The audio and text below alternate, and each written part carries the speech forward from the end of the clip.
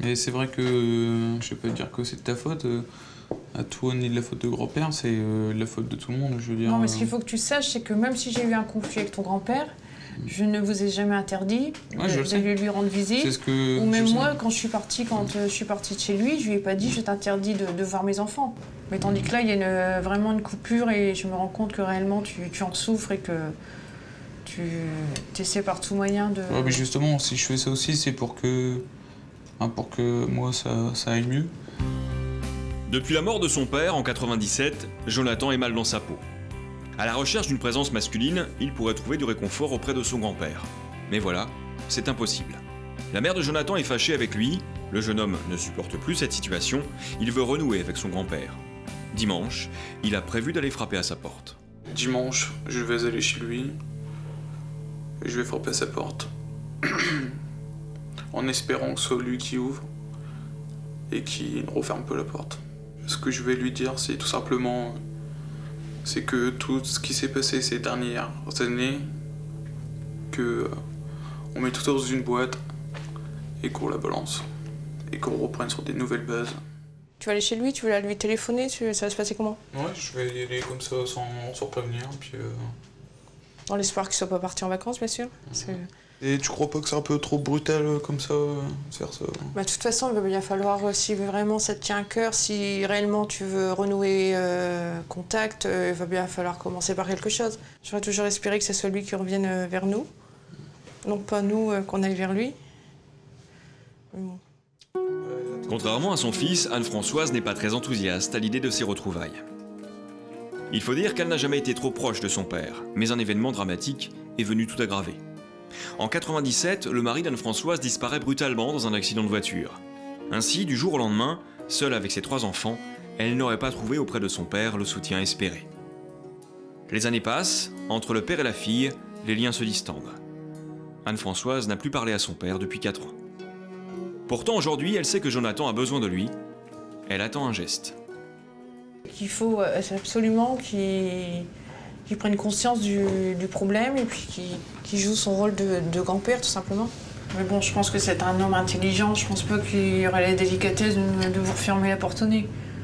Jonathan me reproche souvent que nous ne sommes pas une famille unie, qu'il aimerait à nouveau pouvoir aller dans la famille, renouer les liens. Ça lui donnerait un équilibre et qu'il serait un peu mieux dans sa tête.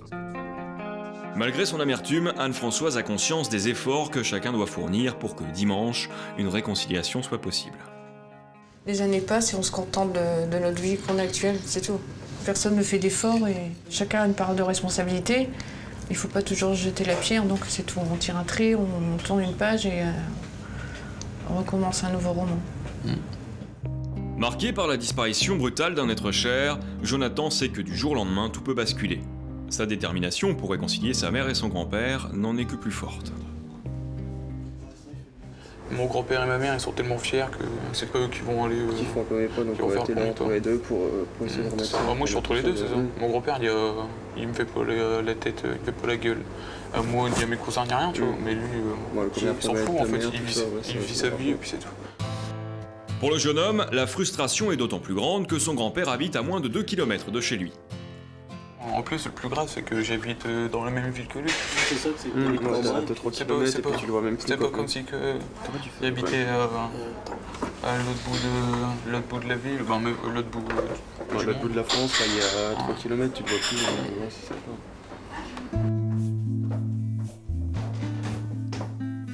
John, tu vas voir, j'ai retrouvé des photos. Ouais, si tu veux. Des photos de quoi? De Pépé, en fait. Ouais. Tu vas voir un peu. Et donc, c'est le dernier Noël, en fait, qu'on a fait en famille avec les grands-parents, souvent. Chaque année, à l'approche de Noël, Jonathan est triste. Il a plus que jamais besoin de la présence réconfortante de François, son grand-père, pour oublier le passé et l'aider à se reconstruire. C'est vrai que la fête des Fardonnais, maintenant, de toute façon, j'aime plus, en fait. Au moment de Noël, tout ça, je préférerais dormir que... Non, mais justement, il faut continuer à vivre. Et puis, bon, faut dire qu'encore Adrien, qui est encore petit, avec 13 ans, c'est sûr que Pépé ne remplacera pas la présence de papa, forcément, mais bon, c'est quand même une présence paternelle, un besoin pour toi. Hein? Samedi soir, Jonathan se prépare pour la journée de demain. Avec sa maman, il décide de passer au domicile du grand-père afin de vérifier qu'il est bien chez lui ce week-end. On est à moins d'1 kilomètre de chez lui, là. On arrive. La pression, elle monte. Encore aujourd'hui, c'est pas méchant, c'est demain, quoi. Mais une fois sur place, c'est la déception. François n'est pas chez lui ce soir. Déjà, pas de Il n'y voiture. a pas de voiture, déjà deux. Peut-être il est déjà rentré ou il est parti. Ou alors il a vu, mais en fait, on va voir si les volets sont ouverts ou pas. Ouais, ils sont fermés, les volets. Tout est fermé, il n'y a pas de lumière. Ou alors ils sont peut-être partis à un repas ou autre. Mais Jonathan commence à s'inquiéter. J'espère que demain qu'il sera là. Parce que là, les volets, tout est fermé, ça m'angoisse beaucoup même. Un peu plus tard dans la soirée, Jonathan a rendez-vous avec son oncle Jean-René, le frère d'Anne-Françoise, et ses deux enfants, Teddy et Anaïs. Jean-René lui aussi est en froid avec son père. Ils sont venus à la demande de Jonathan, dans l'espoir de renouer avec lui. Tu vas peut-être avoir l'occasion de revoir ton grand-père, hein, Teddy? C'est vrai, t'es content? Jean-René regrette le temps où toute la famille était soudée. Alors il apprécie d'autant plus la démarche de son neveu. Quand il m'a appelé, qu'il m'a parlé de tout ça, j'ai accepté tout de suite, justement par rapport à ça, quoi.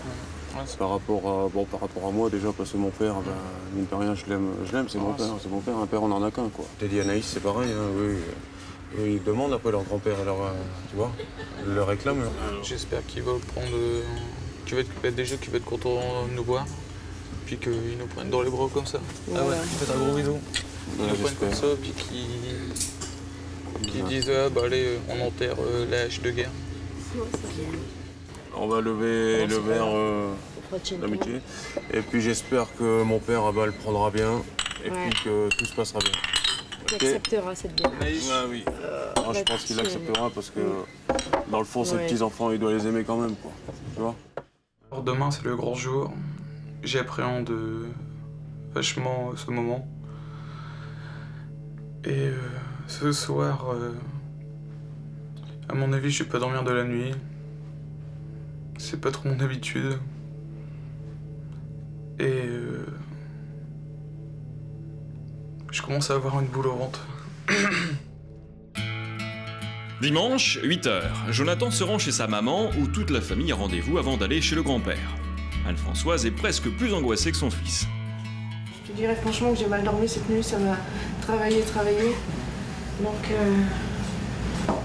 j'ai pensé énormément à toi, savoir si tu dormais, si tu réfléchissais et tout, si tu étais vraiment sûr de ta décision, si tu étais prêt à foncer, quoi. Tu vois, je me suis fait toute belle pour toi, pour t'accompagner.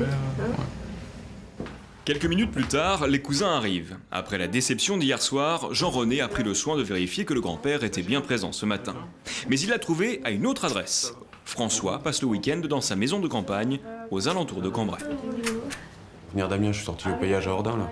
Donc je suis sorti avec lui et justement, je suis passé devant la maison pour voir s'il y avait quelqu'un, puis sa voiture était là.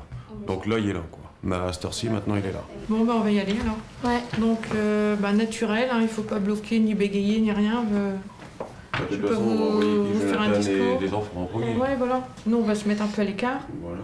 Et puis, dans l'espoir qu'ils nous voient et qu'ils soient tout contents, quoi. Mais de toute façon, Parce que j'ai à Jonathan, on va peut-être prévoir les mouchoirs, non? Donc il va lui dire qu'on est là, nous, derrière, quoi. Ouais. S'il veut bien nous recevoir, s'il lui ouvre la porte et s'il veut bien nous recevoir, dans ces cas-là, on ira, puis voilà. 10h30, toute la famille se met en route, ils n'ont que quelques kilomètres à parcourir. Face à son neveu, Jean-René donne sa version de l'histoire et reconnaît une part de tort. Il m'a jamais interdit d'aller le voir, tu vois. Et j'y suis jamais allé, le voir. C'est parce que, bon, ben... C'est vrai que j'ai un peu de tort quand même, tu vois. J'ai un peu de tort, mais on a 50-50 des torts, quoi, moi je dis, tu vois. Alors pour toi, bon, c'est sûr que ça sera pas la même chose, mais le but de tout ça, c'est que tout ça se... Qu'on se réconcilie en fait, c'est ça. Voilà, qu'on se réconcilie. Dans 5 minutes, on est dans sa porte. Imagine, il y a 3 ans qu'on ne lui a pas parlé, là. Oh, ça fait un plaisir. Même lui, il va avoir... Ah là là, mon cœur, il commence à... Ça va aller. Faut respirer. La maison du grand-père est en vue, Jonathan ne cache pas son appréhension. J'espère que je vais savoir parler avec émotion. Il y a des moments... Ouais, c'est clair, mais on peut s'aimer trop dire. Ah, c'est pas ça, mais ouais. Tu sais déjà quoi que tu vas parler. Bah, je vais lui dire la vérité.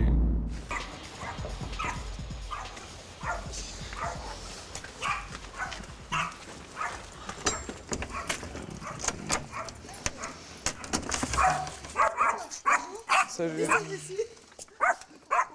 Bonjour Béatrice. Pépé, il est là, s'il te plaît? Pépé, il est là? Ouais. Non, il est pas là. C'est Béatrice, la compagne du grand-père, qui ouvre la porte. Elle ne semble pas surprise de les voir, elle est même plutôt contente. Seulement voilà, François n'est pas chez lui. Elle propose alors à Jonathan et aux enfants d'entrer. Dans combien de temps il va arriver? J'ai essayé d'appeler. D'accord.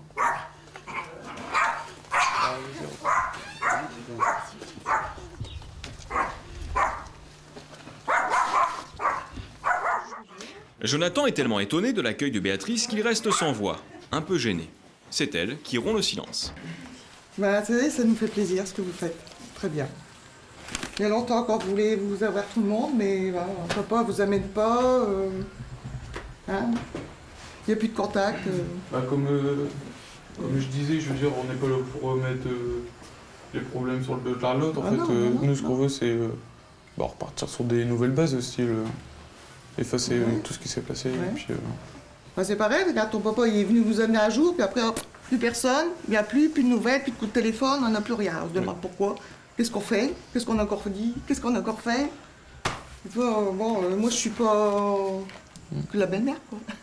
comment tu crois que le grand-père va réagir, en fait? Je sais pas te dire. Je crois qu'il serait content quand même. Bah, on espère. Parce que fête des pères, l'anniversaire, tout ça, il dit j'ai des petits-enfants, il n'y en a pas un qui vient. Le grand-père est parti rendre visite à son frère qui habite à 2 pas de chez lui.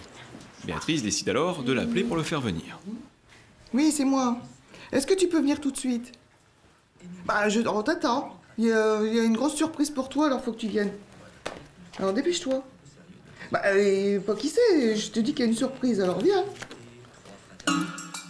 Pour Jonathan, l'attente est infernale, il ne sait toujours pas quelle sera la réaction de son grand-père. 20 minutes plus tard, François arrive enfin.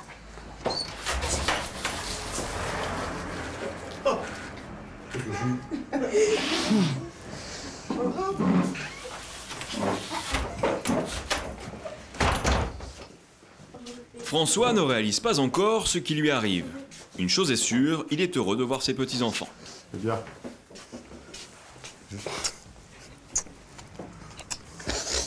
Pour conclure. Je sais pas, c'était l'émotion, en fait. Submergé par l'émotion, Jonathan s'effondre.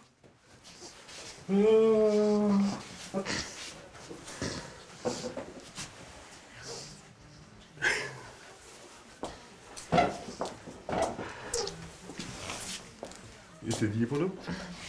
Derrière. On n'a pas reconnu. Moi, j'ai pas reconnu. C'est bon? Même fait. C'est bien, c'est bien.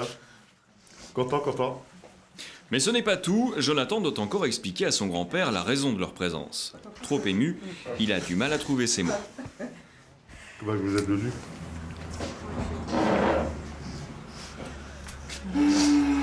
Tes émotions sont pas finies. Voilà. Ouais, attends, c'est dur à parler. C'est dur. Ouais,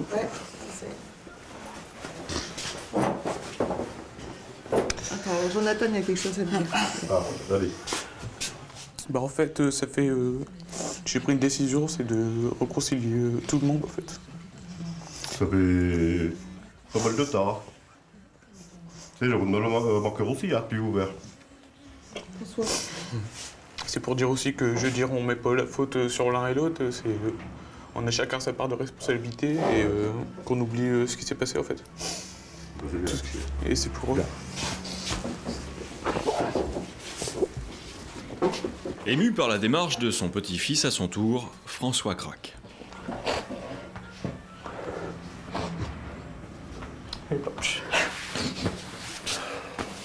Maman, elle est venue dehors.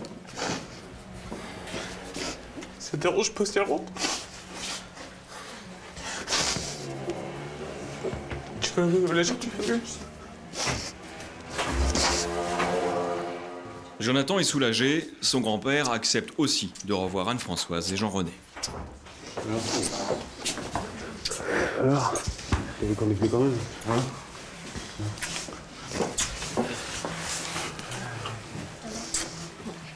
T'es content? Ouais. Tu vois, Jonathan, là... Ah ouais, c'est cool. Hein. Ce qu'il a fait pour nous, quand même. Hein. C'est bien. Hein? Bah oui, C'est bien, c'est bien. Après plusieurs années de silence, la famille est enfin réunie grâce à Jonathan. Exprès pour mettre pour ça, quoi. Nos retrouvailles. Ouais. Hein, votre santé. et j'espère que ça continuera encore longtemps. Hein, En espérant que ce ne sera pas la dernière fois qu'on se reverra, quoi. Eh oui. Donc, quelques années, hein. Voilà. Merci à Jonathan. Hein. En renouant avec son grand-père, le jeune homme a enfin réalisé son rêve. Un rêve qui n'est pas près de finir. Toute la famille a prévu de se revoir et de passer Noël ensemble. Ultime récompense pour Jonathan.